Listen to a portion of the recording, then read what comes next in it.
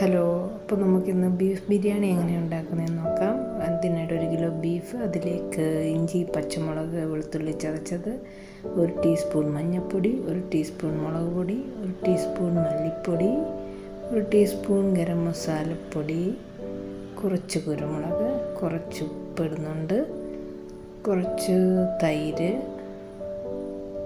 ശകലം ടൊമാറ്റോ അരിഞ്ഞത്, എല്ലാം കൂടെ നല്ല മിക്സാക്കിയിട്ട് 1/2 മണിക്കൂർ ഫ്രിഡ്ജിൽ റെസ്റ്റ് ചെയ്യാൻ വയ്ക്കുക.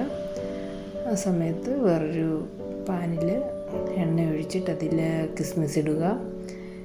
കിസ്മിസ് മാറ്റി വെച്ചതിന് ശേഷം അതിലേക്ക് സവാള ഇടുക. സവാള ബ്രൗൺ ആവുന്നിട വരെ മൂപ്പിച്ച് എടുക്കുക.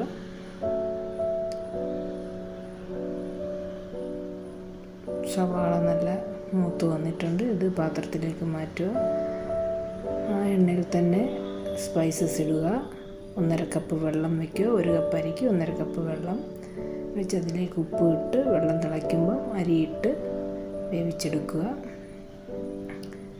അതേ സമയത്ത് നമ്മൾ റെസ്റ്റ് ചെയ്യാൻ വെച്ച ബീഫ് കുക്കറിലിട്ട് 5 വിസിൽ വരുന്നിടം വരെ വേവിച്ചെടുക്കുക.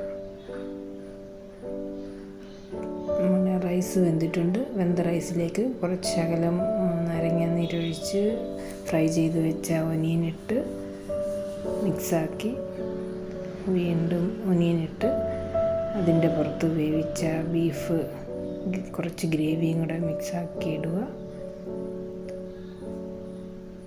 അതിലോട്ട് വീണ്ടും ഫ്രൈ ചെയ്ത സവാള, പുതിനയില ഇട്ടിട്ട് അടച്ച് വെച്ച് വെയിറ്റ് വെച്ച് ദം ചെയ്തെടുക്കുക. ഒരു 5 മിനിറ്റ് വെയിറ്റ് വെച്ച് ദം ചെയ്തെടുക്കുക. ബിരിയാണി റെഡി ആയിട്ടുണ്ട്.